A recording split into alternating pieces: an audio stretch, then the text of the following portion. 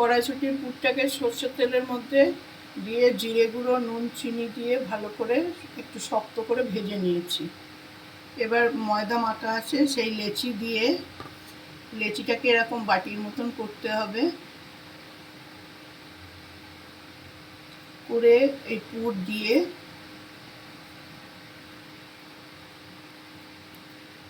এরকম আস্তে আস্তে প্রথমে এরকম নিয়ে তারপরে পুটলির মতন করে নিতে হবে।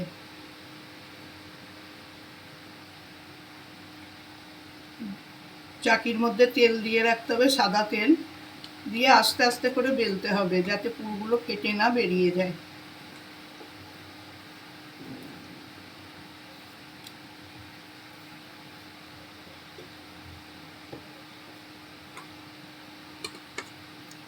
এই যে বেলেছি, একটুও পুর বেরোয়নি। এবার কড়াইতে তেল দেওয়া আছে, তেলের মধ্যে ছেড়ে দিচ্ছি।